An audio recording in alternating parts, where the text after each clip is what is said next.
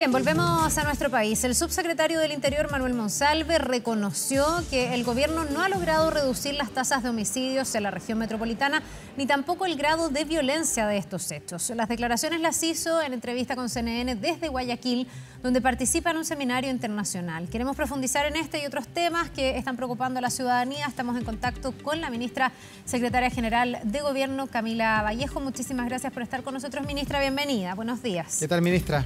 Muchas gracias. Buenos días, Carla. Buenos días, Daoro. Bueno, tenemos varios temas para conversar con usted. Escuchábamos también recién al presidente desde el sur del país. Pero partamos hablando del plan Calles Sin Violencia, que han sido tan comentado durante las últimas horas. ¿Cuál es la posición suya, ministra, la posición del gobierno? ¿Está funcionando en la región metropolitana después de lo que vimos el fin de semana o no? Sí, es que hay que separar un poco las aguas. Perdón, tengo mucho retorno. Una cosa son las tasas de homicidio, que efectivamente es lo que llevó a que el presidente tomara medidas adicionales, porque la región metropolitana efectivamente no se ha logrado romper con el alza de homicidio a diferencia de otras regiones. Hace poco ya veíamos, por ejemplo, que en la Araucanía había existido homicidio cero en el último periodo. La región metropolitana tiene una situación más crítica, especial, y por eso se han ido implementando un conjunto de medidas que no es solo el plan Calles Sin Violencia. El plan Calles Sin Violencia, como un operativo preventivo policial con, por ejemplo, las cuadrillas estas Enjambre, sí ha tenido resultados en materia de detención, ¿no?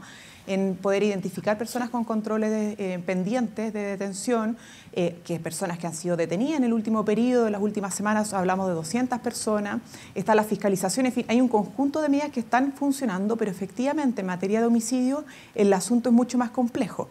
Esto ha requerido que se esté trabajando en un fortalecimiento, por ejemplo, de los equipos, que son los equipos ECO, que están especializados para el crimen organizado y los homicidios, y es un trabajo que se ha estado desarrollando justamente para poder empezar a desplegarlo, particularmente en la región metropolitana.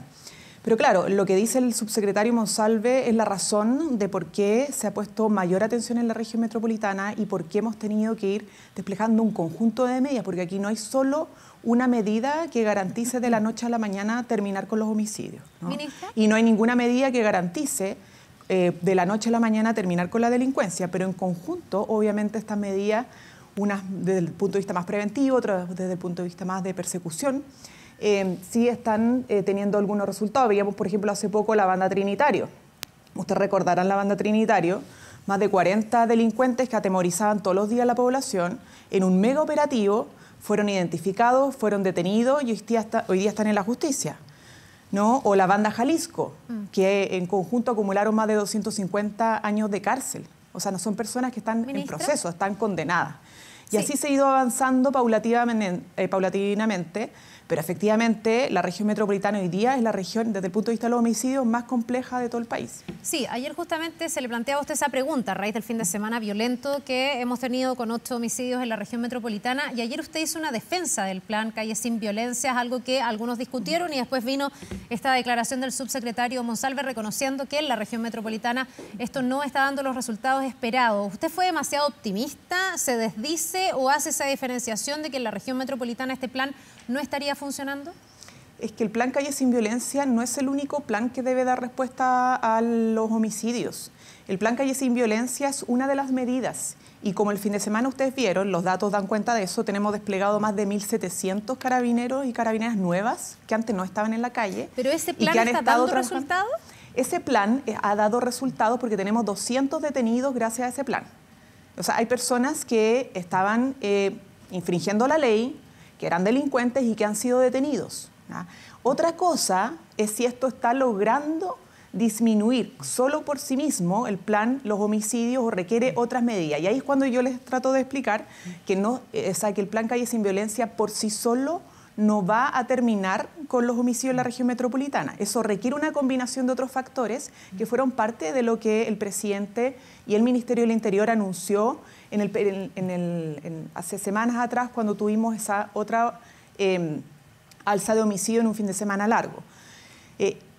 Eso ha implicado estar preparando, por ejemplo, la coordinación del fortalecimiento de los equipos contra el crimen organizado y los homicidios, que son los equipos ECO, que funcionan hoy día, pero requieren un reforzamiento desde el punto de vista de los delitos que puede atacar para justamente evitar que se conviertan en homicidios. ¿ya? Y eso es algo que se ha estado trabajando. Entonces, son dos cosas distintas que se complementan. El plan Calle Sin Violencia ha tenido resultados, ha estado avanzando el 2.0, lo vimos el fin de semana, hay más carabineros, están haciendo más controles, están deteniendo más personas y eso ayuda obviamente a combatir la delincuencia en general.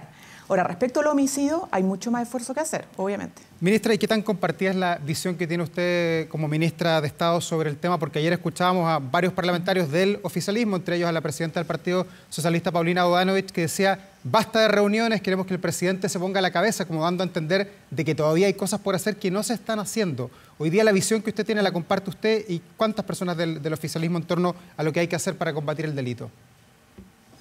Mire, lo que yo le puedo decir, Davor, es que la estrategia de seguridad ha estado lejos de radicar solo en reuniones.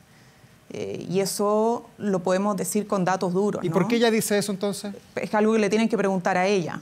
Pero tanto la presidenta del Partido Socialista como el resto de los presidentes y dirigentes del oficialismo, incluso la oposición, conocen bien todas las estrategias que ha desplegado la ministra del Interior, mandatadas por el presidente de la República, para aumentar los recursos de las policías, para mejorar su infraestructura, para mejorar la dotación, aumentar la dotación de las policías. El Plan Calle Sin Violencia es el mejor ejemplo de eso, ¿no? Hemos logrado aumentar la presencia policial en las calles con ese plan.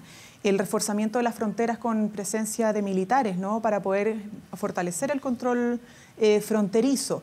La estrategia nacional contra el crimen organizado, ¿no? Que tiene consejos contra el crimen organizado en prácticamente todas las regiones y que ha logrado desarticular varias bandas, o incluso células, ¿no? de bandas que son internacionales y que han generado mucho temor y mucho daño en nuestro país. Hemos tenido efectivos resultados en materia de desarticulación de bandas gracias a esta política nacional contra el crimen organizado. Entonces, insisto, la política de Estado que estamos tratando de implementar para mejorar las capacidades de combate, de control y de detención y de justicia frente, obviamente, a estos delitos graves, es una política que está lejos de ser simples reuniones. Ha implicado recursos, ha implicado más de casi 60 leyes, ha implicado operativos, ha implicado coordinaciones, ha implicado, en fin, despliegues estratégicos de nuestras policías junto con el Ministerio Público. ¿Ya? Vuelvo al caso, por ejemplo, de los trinitarios o el caso de la banda Jalisco. Esto fue un trabajo operativo, no una sola reunión. Fueron trabajos operativos que lograron detener a bandas muy violentas que generaban temor en la población. Particularmente en la región metropolitana. Tomando en cuenta eso, ¿le parecen injustas las declaraciones de la senadora del Partido Socialista, que es uno de los principales partidos además del oficialismo? A ver, yo esperaría que del oficialismo se tenga más sentido de responsabilidad respecto a las estrategias que el gobierno no solo ha comunicado ante la prensa, sino que directamente a cada uno de los partidos respecto a cómo se ha abordado el tema de la seguridad. Pero además porque es importante recordar que aquí no hay medidas mágicas, ¿no? No hay soluciones que sean milagrosas y que tengan resultados de la noche a la mañana. No porque el presidente encabece un operativo policial, el resultado va a ser distinto. Pueden ser apuestas comunicacionales, ¿no? Pueden ser golpes de efectividad en términos comunicacionales, pero si queremos realmente combatir la delincuencia, enfrentar los homicidios, meter preso a los delincuentes y hacer justicia para tener barrios más seguros, hay que seguir avanzando en unidad y bien articulados en toda esta agenda que hemos ido trabajando no solo como gobierno, sino que con las policías, con el Ministerio Público y también con el Congreso Nacional, donde los parlamentarios tienen un rol importante que jugar para sacar todavía leyes pendientes. Esa es la interpretación que usted hace de las palabras de la senadora Bodanovich cuando dice que el presidente debe ponerse a la cabeza en el combate de la delincuencia. ¿Cómo lo interpreta? ¿A qué se refiere exactamente? Porque usted ha dicho, el presidente ha tomado una serie de decisiones, de medidas, ha mandatado a los ministros, a los subsecretarios que están a cargo del tema. ¿Cómo interpreta el que una senadora del Partido Socialista, insisto, partido relevante del oficialismo, emplace directamente al presidente y diga que no quieren más mesas de trabajo, sino que el presidente se ponga a la cabeza? Hoy día el presidente no está a la cabeza y si no, ¿cómo lo interpreta? O sea, es ella la que tiene que aclarar obviamente de qué se trata su propuesta, pero lo que yo le puedo decir que desde el gobierno es el presidente el que ha liderado toda la política de seguridad y su brazo ejecutor, ella, ¿cómo lo interpreta su brazo ejecutor es el Ministerio del Interior, obviamente, porque el Ministerio del Interior está a cargo de la seguridad y ahí pero está eso la ministra parece del no Interior, verlo la senadora, pues, ministra. Pero ¿cómo? Eso parece no verlo la senadora, si no, no haría la crítica. Claro, es algo que tienen que preguntarle a ella, pero yo me ajusto a lo que ha sido el funcionamiento. Por eso, tienen que preguntarle en qué consiste su propuesta y dónde nace. Pero esto no muestra un desorden, ministra, en el oficialismo. Vemos al PS que está con esta crítica que le hace al gobierno, para qué decir lo que hemos visto con el Partido Comunista en otros temas que ya vamos a abordar. ¿No hay un desorden de los partidos que hoy sustentan la coalición de gobierno? Yo creo que a veces se cae en creer que aquí hay soluciones, insisto, que son milagrosas, ¿no? Y no lo hemos visto solo en el oficialismo, también en la oposición. Todos los días surgen nuevas propuestas y declaraciones en la prensa, y cada cual dice tener como la solución mágica que va a tener resultado de la noche a la mañana. Y por eso nosotros siempre hacemos el llamado a entender que esto se tiene que trabajar con acuerdos, pero también con unidad, y tenemos una estrategia que viene desarrollándose desde el primer año y que se ha ido fortaleciendo, porque justamente lo hemos ido conversando, lo hemos ido acordando con distintos sectores políticos, y se está implementando no porque se le ocurra simplemente a un actor u otro, sino porque el presidente ha liderado ese mandato, ¿no? Ministra, y lo ha liderado para que se ejecute a través del Ministerio del Interior. Sí, no es por ninguna otra razón que hoy día tenemos desplegados los militares en la zona norte, que hoy día tenemos un plan nacional contra el crimen organizado, tenemos un plan, por ejemplo, para el fortalecimiento de las cárceles, que obviamente lo está ejecutando el Ministerio de Justicia, pero todo eso, en un régimen como el que existe en Chile presidencialista, es porque el presidente lo mandata. Sí, el presidente lidera esa política pública y otros se han encargado de ejecutarla en diálogo con otros actores. Desconocer eso es algo que deberían preguntarle a quienes proponen aquello, ¿no? Pero si nos ajustamos a la verdad y la realidad, esto primero ha sido liderado por el presidente, ¿sí? Segundo, no ha consistido solo en reuniones, y tercero, ha tenido resultados efectivamente, pero que implican obviamente mirar cuáles son los espacios de mejora, porque todavía tenemos serios problemas de delincuencia. Pero si eso es tan nítido y desde el gobierno están tan seguros de que eso es así, ¿por qué tenemos una figura relevante del oficialismo que no lo entiende así? Algo debe estar fallando, no sé si en la comunicación, en la forma en que esto se le baja a cada uno de los presidentes de los partidos. Esto ustedes los conversan no sé, en el comité, en la reunión con los partidos ampliada.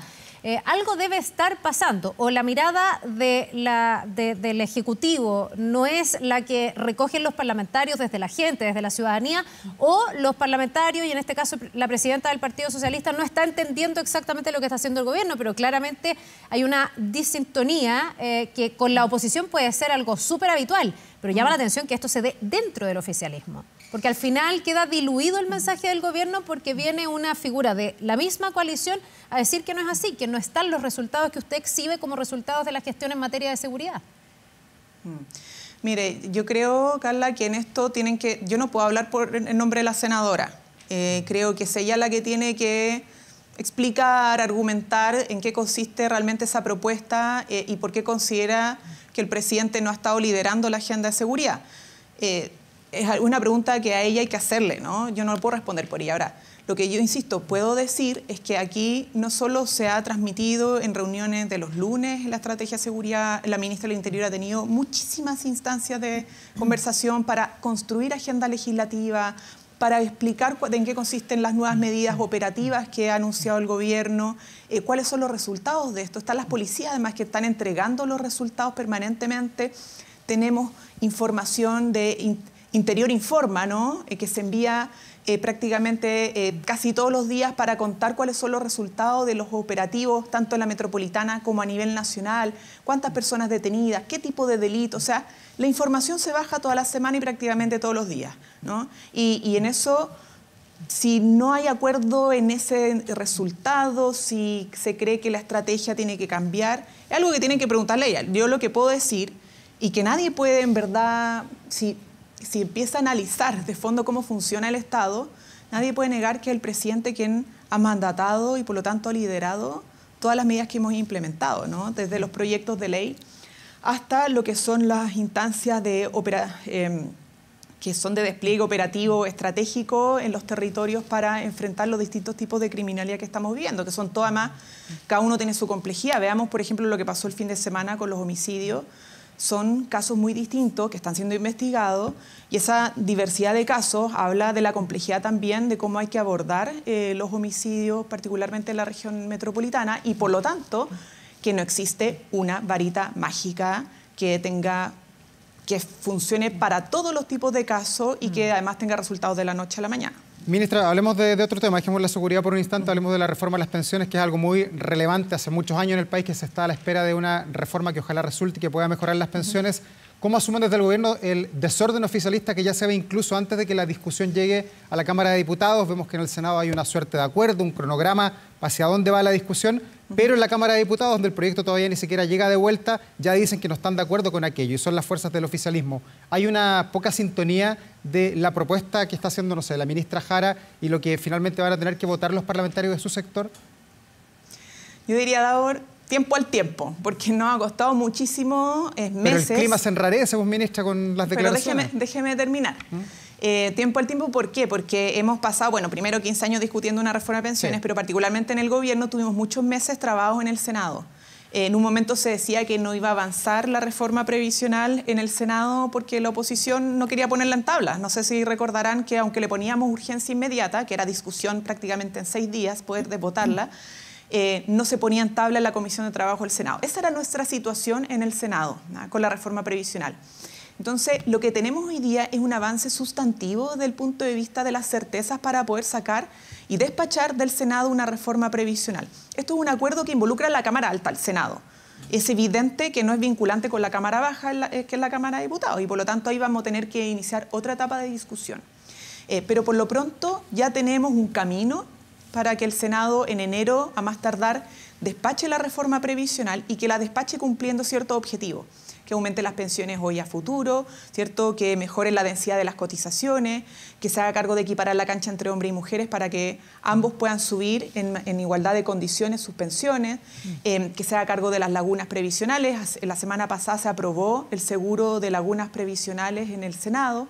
O sea, eso nos permite ya dibujar un camino con mayor certeza para que del Senado salga una reforma previsional, una propuesta de reforma previsional. Y dificultades, por cierto, que vamos a ir teniendo, van a haber distintas opiniones en el propio Senado y luego en la Cámara, donde va a volver el proyecto para ser discutido.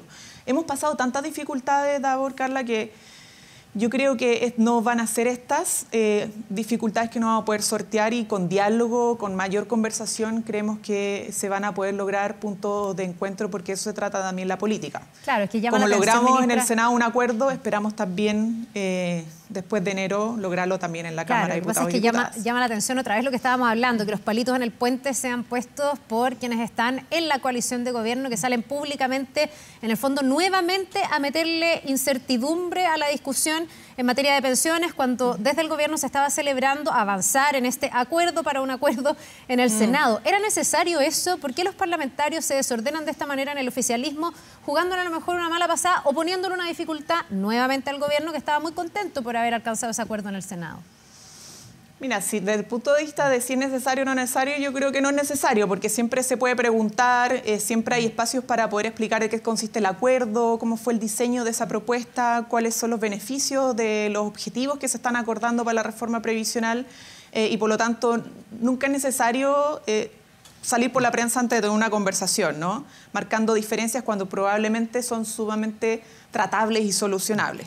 Y en eso, obviamente, nosotros siempre hacemos un llamado al orden y a la unidad en el oficialismo. O sea, la que gente necesita, en primer lugar, que la política sea capaz de concretar soluciones a sus principales necesidades, ¿no? Y las pensiones son una de las principales necesidades, junto a la seguridad, junto también a la situación económica. Y por lo tanto, lo mínimo es que del oficialismo exista mayor unidad, mayor acuerdo de entendimiento, y cuando se produzcan diferencias legítimas, como en toda democracia, se procesen en los lugares que corresponde, porque además casi siempre esas supuestas diferencias que se expresan por la prensa no son tales cuando uno se sienta a conversar. Y esperamos obviamente que esto vaya decantando en un mejor camino. Ya tenemos uno bueno, bastante más consolidado que lo que teníamos hace un mes atrás en el Senado, y por lo tanto esperamos que, como decía, tiempo al tiempo, vayamos logrando que ese camino también se consolide en la Cámara de Diputados y Diputadas. ¿Pero ahí va a haber algún llamado al orden, una reunión con los parlamentarios del Frente Amplio para que dejen estas críticas que son mediáticas, además, a través de la prensa, y que critican al ministro Marcelo, a la ministra Jara, cuando son de la misma coalición?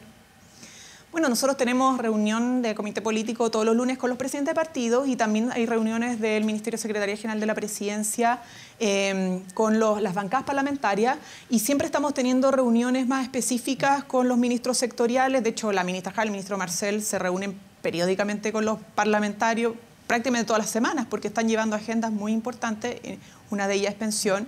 Entonces, las instancias están y si se solicitan adicionales también están a disposición.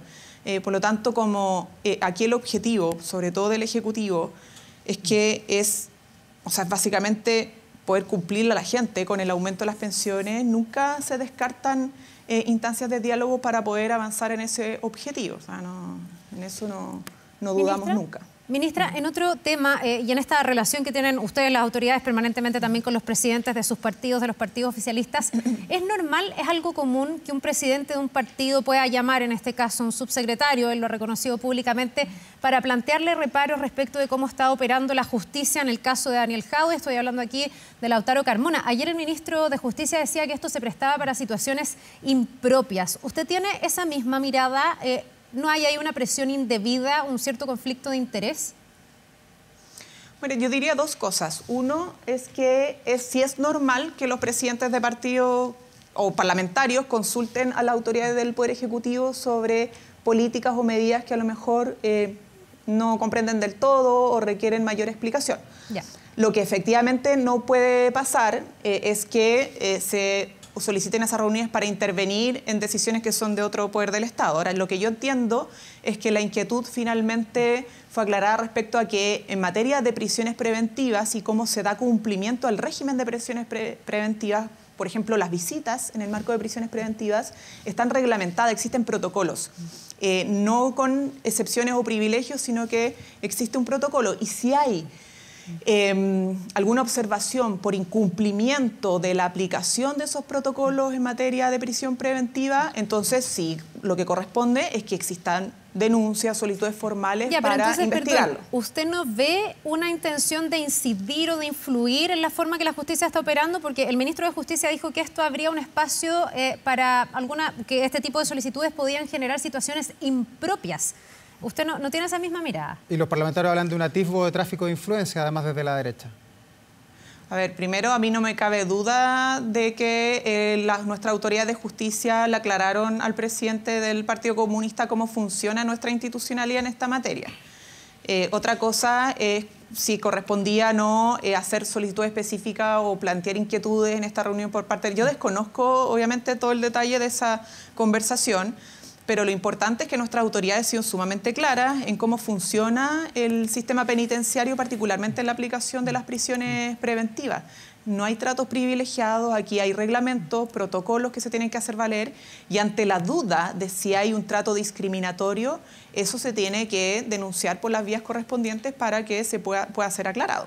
Ministra, lo último, estamos terminando el mes de agosto, estamos en el mes de las dirigencias sociales. Sé que el gobierno está planteando una serie de desafíos para la dirigencia social. ¿Por qué es tan importante relevar este rol y cómo se va a celebrar o conmemorar el rol de estos dirigentes a lo largo del país? El viernes hay algo, ¿no? Una celebración. Sí, tenemos una gala en la región metropolitana para reconocer y valorar el rol de nuestros dirigentes y dirigentas sociales. Son miles en nuestro país. La verdad es que hemos tenido una nueva efervescencia de organizaciones sociales después de la pandemia. Muchas organizaciones están pidiendo personalidad jurídica o renovar su personalidad jurídica.